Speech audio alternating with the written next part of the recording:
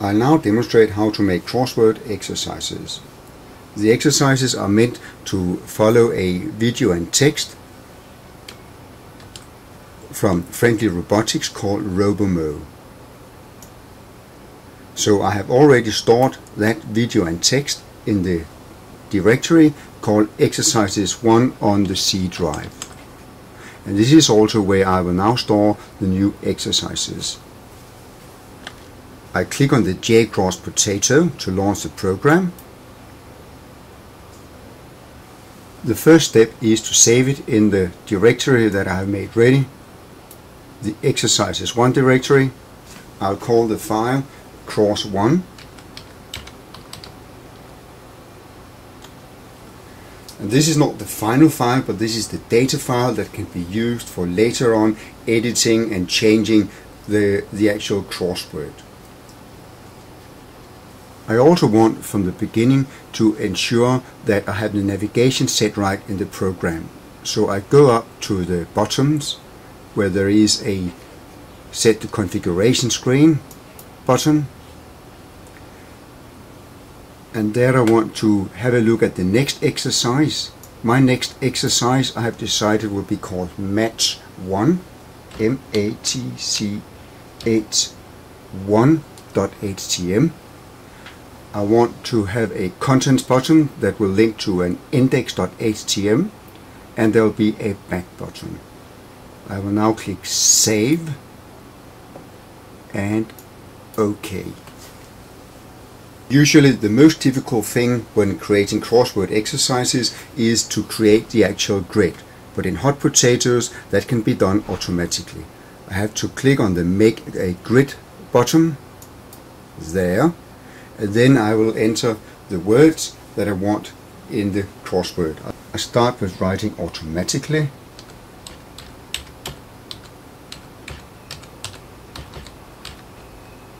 And I have already made the other words ready there. So now I have a list of words, and all I have to do now is to click on Make the Grid. And there it is. And of course there will be no crossword without some clues, so the student knows what to type in. So I add the clues.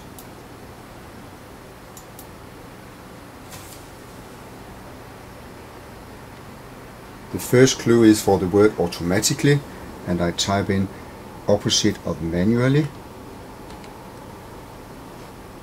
Okay. The next clue is for the word safe. I here type in not dangerous and click OK.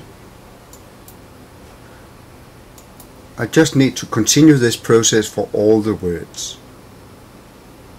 I have completed all the words across. I do the same with the words down, completely, fully.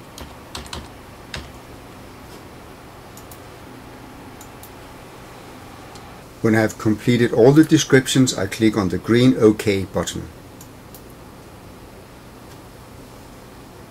It is now time to save again.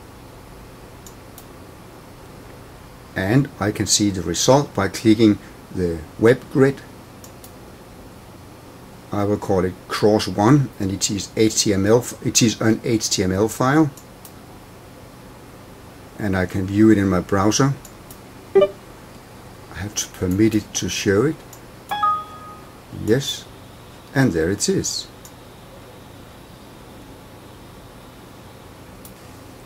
I just try one of them. I click on free. A patch of grass, a lawn. Enter. 6. Not dangerous. I can get a hint. Safe. Yep. I click enter. I now have 3 files saved in the Exercises 1 file area. The Cross1, which is the one I've just made. The Cross1, which is a data file that has all the information about the crossword, where I can go in and edit words. The index_en, which is a text and video file that will link to the Cross1 file. But I would also like to have an overall index file that can be used for navigation. A simple index page could be used for navigation. This one is made with front page. I need to save it first of all in the directory, and it will have to be this computer, local disk, exercises 1, and this is where it belongs. Index. I want to link to the pools website. In the first link I type in freew languages.dk, right? Then I want to link to the video and text dealing with friendly robotics, the RoboMo. That is the one called index en there. And the exercise A, the crossword exercise, that is the one called Cross1. So now I have a navigation document or navigation HTML page that can be used. The resulting page, which is very simple, links to the pools website, goes to the friendly robotics video and text. Let's try that.